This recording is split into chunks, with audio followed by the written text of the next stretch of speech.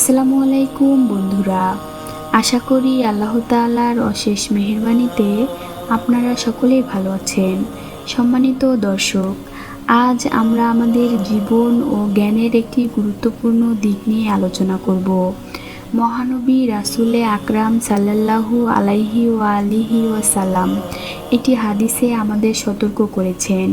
তিনি বলেছেন, বিজ্ঞজনদের মাঝে গর্ব করার উদ্দেশ্যে, মূর্খদের সাথে তর্ক করার উদ্দেশ্যে, সভায় প্রশংসা করানোর জন্য, জনগণের দৃষ্টি আকর্ষণের জন্য, নেতৃত্ব লিপ্সুতার জন্য ও শ্রেষ্ঠত্ব অর্জনের জন্য জ্ঞানের সন্ধান করো না।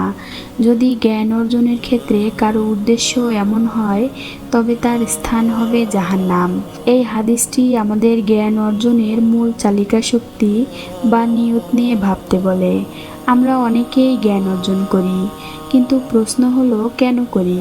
রাসূল সাল্লাল্লাহু আলাইহি ওয়াসাল্লাম এখানে 6টি ভুল উদ্দেশ্যের কথা উল্লেখ করেছেন, যা আমাদের জ্ঞানকে ধ্বংস করে দেয় এবং আখিরাতে আমাদের জন্য ক্ষতির কারণ হয়। প্রথমত, বিজ্ঞজনদের মাঝে গর্ব করা, অর্থাৎ শুধু নিজের জ্ঞান দিয়ে অন্যদের উপর প্রাধান্য বিস্তার করা, তাদেরকে ছোট করে দেখা।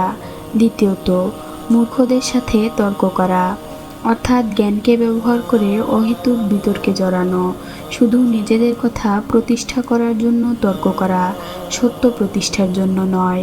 তৃতীয়ত, সভায় প্রশংসা কুড়ানো, অর্থাৎ মানুষের সামনে বক্তৃতা দিয়ে, আলোচনা দিয়ে তাদের করতালি ও সম্মান কুড়ানো। চতুর্থত, জনগণের দৃষ্টি আকর্ষণ, অর্থাৎ সেলিব্রিটি হওয়ার জন্য, মানুষ আমাকে চিনুক এই জন্য জ্ঞান অর্জন করা। পঞ্চমত, নেতৃত্ব লিপ্সুতা, অর্থাৎ পদ, প্রতিপত্তি ও ক্ষমতা পাওয়ার জন্য জ্ঞানকে সোপান বানানো। এবং শেষ কথা, শ্রেষ্ঠত্ব অর্জন, অর্থাৎ সবার উপরে নিজেকে স্থাপন করার মানসিকতা নিয়ে জ্ঞান চর্চা করা। রাসূল সাল্লাল্লাহু আলাইহি ওয়ালিহি ওয়াসাল্লাম খুব স্পষ্ট ভাষায় বলে দিয়েছেন, যে ব্যক্তি জ্ঞান অর্জন করবে শুধু দুনিয়ার এই সামান্য ফায়দা হাসিলের জন্য, তার জন্য রয়েছে জাহান্নামের শাস্তি। ভাবুন তো, যে জ্ঞান আমাদের জান্নাতের পথ দেখানোর কথা, যে জ্ঞান আমাদের নৈতিকতা ও চরিত্র গঠনের কথা, সেই জ্ঞান যদি দুনিয়ার ক্ষণস্থায়ী লোকের কাছে বিক্রি করে দেই, তবে তা কত বড় দুর্ভাগ্যের।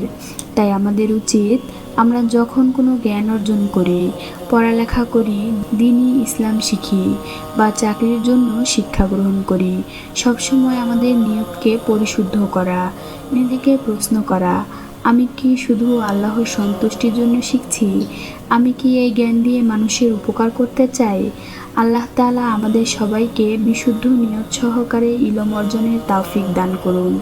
আমাদের জ্ঞানকে যেন আমরা দুনিয়ার স্বার্থের বিনিময়ে বিক্রি না করি, এবং এই জ্ঞান যেন আমাদের জন্য জান্নাতের পথ সহজ করে দেয়, জাহান্নামের কারণ না হয়।